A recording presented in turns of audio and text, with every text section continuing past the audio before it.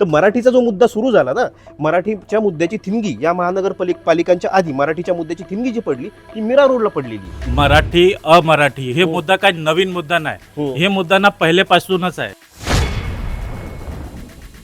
तर मराठीचा जो मुद्दा सुरू झाला ना, मराठीच्या मुद्द्याची थिणगी या महानगरपालिकांच्या आधी मराठीच्या मुद्द्याची थिणगी जी पडली ती मीरा रोडला पडलेली.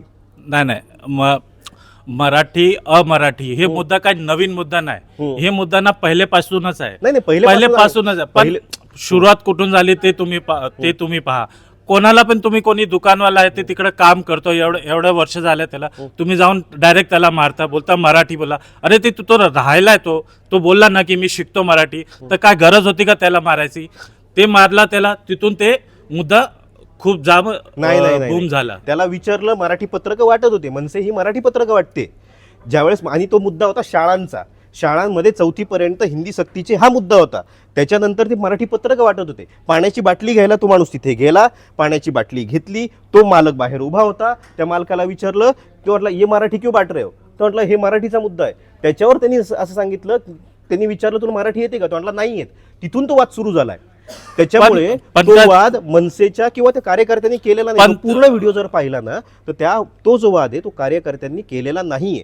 तो वाद त्या भाषिकांनी सुरू केला. आणि पहिली गोष्ट. दुसरी गोष्ट, आपण याला गेलो होतो कुठे, मोहम्मद अली रोडला 30 वर्षापासून मुंबईत राहतोय माणूस, त्याला मराठी येत नाही. ठीक आहे, नसेल येत मराठी त्याला, पण त्याच्याकडे वोटिंग कार्ड सुद्धा नाहीये. जर त्याच्याकडे वोटिंग कार्ड नाहीये, तो मुंबईत राहतोय, मग तो व्यवसाय कसा करतोय? 30 वर्ष म्हणजे एक पुरुष पूर्णतः म्हातारा होऊ शकतो. 30 वर्षाचा जवान माणूस म्हातारा होऊ शकतो.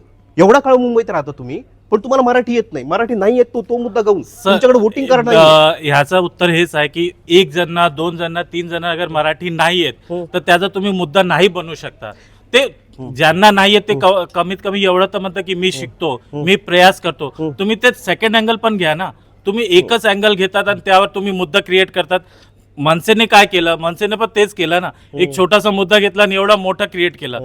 तुम्ही पर्याय शोधा ना. कोणाला मारायचा, त्यांची दुकाने बंद करायचं, that is not the correct way ना.